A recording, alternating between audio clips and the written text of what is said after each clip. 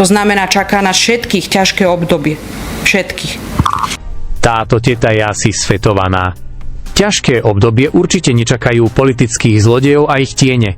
Majú nakradnuté dosť a ešte si nakradnú viac, lebo nikdy nemajú dosť.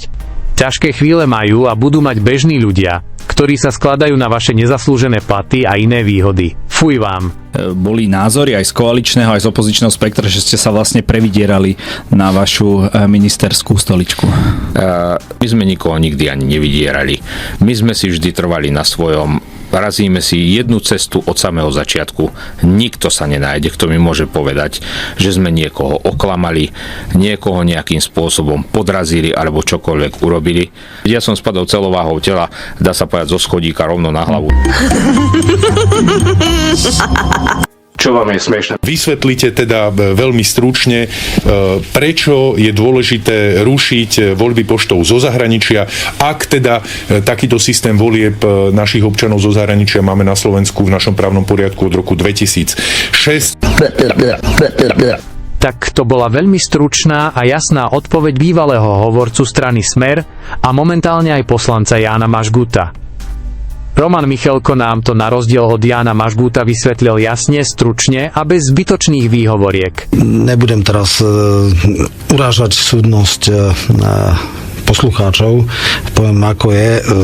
Keď sme si videli výsledky tých volieb, tak je to extrémne výhodné pre opozíciu. V tom nadzemnej časti bude musieť byť zbúraná, postavená na novo v prípade, že to bolo celé nekvalitné. Túto povesť bohužiaľ mali už aj predtým. My sme sa s nimi snažili veľmi tvrdo dohodnúť, vyjednať dobrú zmluvu, ale... Vietnamský agent a únosca vybral nespoľahlivého dodávateľa výstavby Prešovskej nemocnice.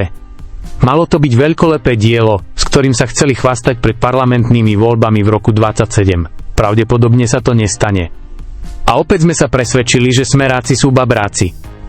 A kto je zodpovedný za tento stav pri stavbe Prešovskej nemocnice? To bude asi pani Šimečková. Pôvodná cena tohto diela sa odhadovala na 500 miliónov eur, neskôr na 600 miliónov eur a dnes je isté, že to bude oveľa viac. Rozhodol som sa, že kandidovať budem. Na stole máme viacero možností a áno, rovno hovorím, strana Smer rodina je jedno z nich. Boris Kollár v podstate koalíciu vydiera.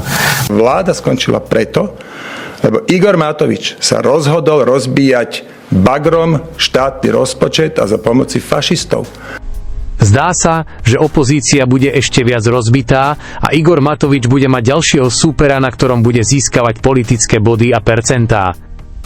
Všetky tieto spory nahrávajú Robertovi Ficovi a fašistom zo strany Republika. Zaujímavé, že komunisti a fašisti sa vedia dohodnúť, ale stredopravé strany bojujú na dvoch frontoch. Medzi sebou aj s Robertom Ficom. Zamestnávate na dohodu dezinfluencerku Mimi Šerámovu. Chcem sa spýtať, že prečo ju tam zamestnávate? Neviem, čo je na tom smiešne. Jaj, zase sme pri tom. Čo tam robí? Mediálnu prácu. Viete čo, neviem, môže tam varí kávu a upratuje, neviem. Tak konečne sme sa dozvedeli, čo robí dezinfluencerka Mimi Šrámová na ministerstve pôdohospodárstva. Podľa ruských informácií sa na tohtoročnej moskovskej prehliadke ku dňu víťazstva očakáva účasť iba Kazachstanu, Kyrgyzska, Bieloruska a Slovenska. Pred rokom boli prítomní lídri z 27 krajín sveta. Táto zostava znamená prudký pokles oproti minulému roku. Konečne sme sa dozvedeli, kde patríme. A ja sa cítim ako idiot.